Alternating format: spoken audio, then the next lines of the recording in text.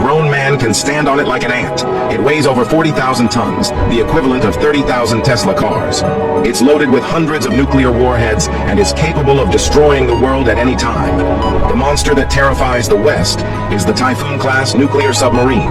The submarine is a double-hulled structure. The hull is divided into 20 compartments. Kitchen, bathroom, gym, nuclear reactor room, everything you can think of. At the front is the torpedo room, where a lot of torpedoes are stored. The central command module is in the middle. It's the control center of the submarine. The submarine has a capacity of 160 men. It can stay submerged for up to 3 months. So where does the oxygen come from? The key lies in the water electrolysis oxygen generator. We all know that water consists of 2 elements, hydrogen and oxygen. So the principle is very simple. First, pour seawater into the positive and negative electrodes of the oxygen generator. Add a little sodium hydroxide to the water to increase conductivity. After the electricity is turned on, the water molecules will decompose into hydrogen and oxygen. The positive pole starts to release oxygen. The negative pole releases hydrogen. They all go into the pressurized tank. Oxygen is circulated throughout the ship through pipe vents, and the dangerous hydrogen is vented to the outside of the submarine. There's another way to produce oxygen besides electrolysis.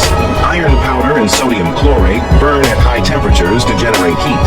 The heat from the iron oxide releases oxygen from the sodium chlorate. Normally, 1 kilogram of iron powder and sodium chlorate produces 135 liters of oxygen. 1 liter of water produces 600 liters of oxygen when it's electrolyzed. The Typhoon-class nuclear submarine is nuclear powered. They can last for decades without refueling or recharging. It's the same principle as a nuclear-powered aircraft carrier. It's like boiling water. When the atomic nuclei in the reactor are hit by neutrons, they split apart. The splitting process releases heat.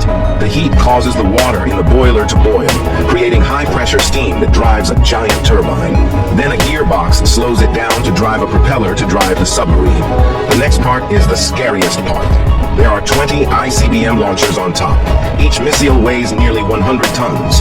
The power is equivalent to 2 million tons of TNT, more than 100 times the power of the Hiroshima bomb. The mushroom cloud that rises up to 30 kilometers high. It can destroy a city in minutes. But won't the missile be extinguished by the water if it's launched in the water? Actually, submarines use submarine-launched missiles.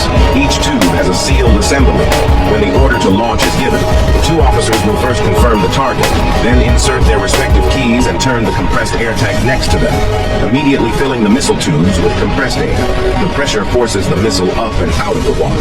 Only then do the rocket motors ignite. After reaching a certain altitude, the rocket's 3 stages separate. The nuclear warheads are released only after they enter the atmosphere. The moment the bomb is detonated, the world may be silent.